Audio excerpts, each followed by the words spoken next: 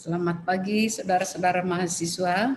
Kita kembali untuk perkuliahan politik hukum, melanjutkan pokok bahasan kita di minggu yang lalu tentang bagaimana kekuasaan itu pengaruhnya terhadap politik di bidang pemerintahan.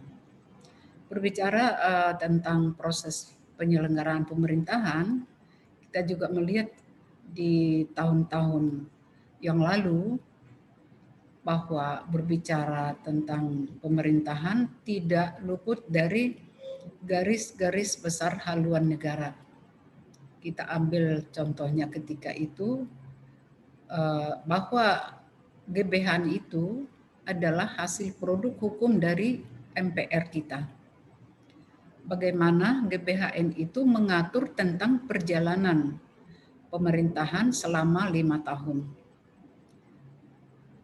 Tentang bagaimana pelaksanaan politik terhadap bidang hukum.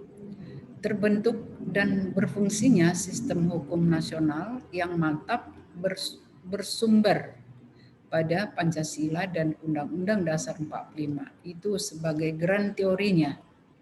Dengan memperhatikan kemajemukan, kemudian tata hukum yang berlaku, yang mampu menjamin kepastian, ketertiban, penegakan, dan pertimbangan hukum, yang mendukung pembangunan nasional, yang didukung oleh aparatur hukum, sarana dan prasarana yang memadai, serta masyarakat yang ada dan taat akan hukum. Ini berlaku di masa kita melihat ke belakang mulai dari masa Orde Lama, setelah Orde Lama menuju Orde Baru. Di zaman Orde Baru ini masih berbicara GBHN.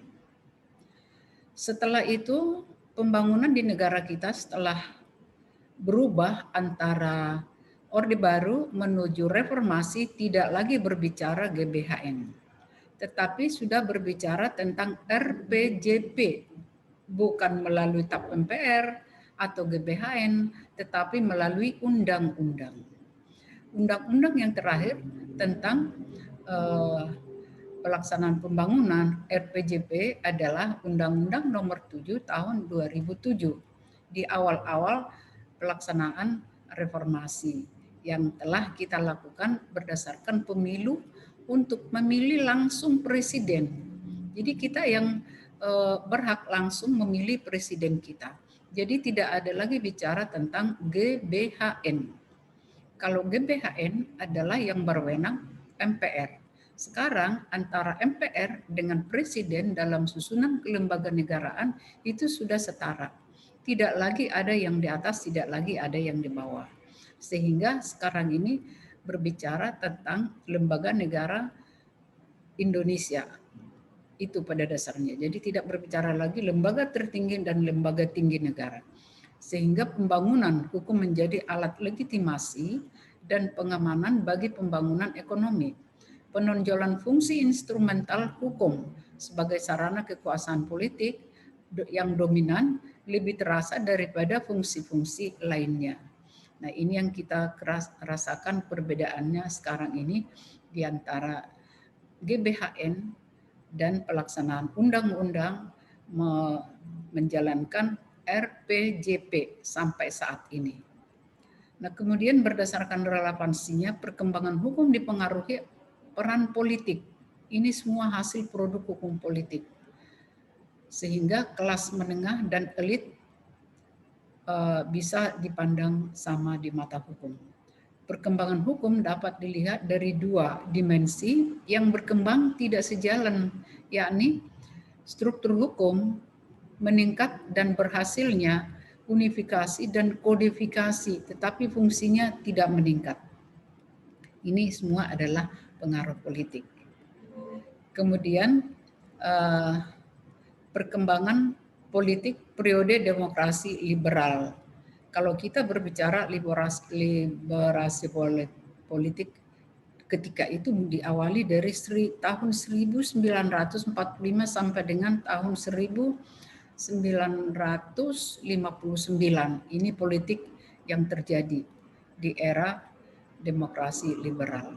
Selanjutnya gagasan demokrasi yang kehidupan politik mendapat tempat yang penting, di mana BPUPKI dan PPKI bersepakat memilih demokrasi yang tertuang dalam pembukaan dan batang tubuh Undang-Undang Dasar 1945. Kemudian melalui pasal 4 aturan peralihan Undang-Undang Dasar 45, Presiden diberi kekuasaan sementara untuk melakukan kekuasaan MPR, DPR, DPAN, dan DPA sebelum lembaga konstitusional dibentuk. Ini kondisi saat itu. Kemudian timbul gerakan parlamentarisme yang menginginkan sistem pemerintahan negara diganti dan dengan sistem yang lebih cenderung pada presidensial menjadi parlementer. Ini keinginan-keinginan politik. Tapi kalau di awal dibentuknya NKRI dengan tegas dalam konstitusi adalah sistem presidensial. Tetapi karena pengaruh politik berubah menjadi parlementer. Kemudian gerakan ini melahirkan referendum yang berisi desakan kepada presiden untuk segera membentuk MPR dan supaya sebelum itu Komite Nasional Indonesia Pusat dianggap berfungsi dalam kewenangan yang dimiliki oleh MPR. Jadi di situ kelihatan fungsi Komite Nasional ketika itu karena belum ada lembaga negara, semua diatur dan membantu presiden dalam penyelenggaraan pemerintahan. Nah, kemudian diusulkan badan pekerja dari DPR itu menjadi tugas sehari-hari membantu presiden. Sehingga keluarlah maklumat ke-10 tahun 1945, maka terjadi perubahan ketatanegaraan tanpa perubahan undang-undangnya, sebab menurut Undang-Undang Dasar 45, KNIP adalah membantu presiden, bukan mengganti MPR dan DPR. Itu kondisi pengaruh politik ketika itu. Jadi selalu disebut juga dengan konfigurasi politik.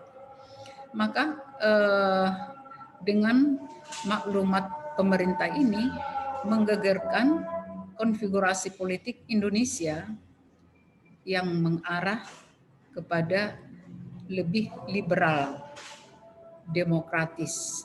Sebab dengan sistem parlementer ini pemerintah harus bertanggung jawab kepada parlemen yang ketika itu dilakukan oleh Komite Nasional Indonesia Pusat. Jadi kondisinya ketika itu masih seperti itu. Nah, ini juga pengaruh konfigurasi politik yang ada.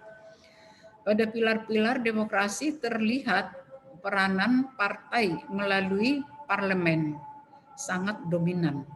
Sebaliknya peranan eksekutif atau kabinet sangat terbatas. Kemudian dilanjutkan bahwa demokrasi liberal dengan sistem banyak partai mengalami kegagalan untuk mengkombinasikan secara optimum dua nilai, yakni jaminan dan penghargaan terhadap hak-hak rakyat untuk turut serta dalam proses pembuatan keputusan dengan jalan memilih wakilnya secara bebas, serta tingkat stabilitas politik sebagai syarat sebagai aktivitas dalam merupakan kekuasaan untuk mencapai tujuan negara. Nah, itu kondisinya ketika itu, sehingga banyak partai-partai perwakilan untuk mengawali membuat suatu keputusan-keputusan yang dapat berpengaruh secara politik. Jadi kira-kira seperti itu konfigurasi politik ketika itu sangat beraneka ragam. Nah, ini pokok bahasan kita hari ini, maka kita akhiri dulu. Sekian dan terima kasih. Sampai ketemu di pertemuan berikutnya.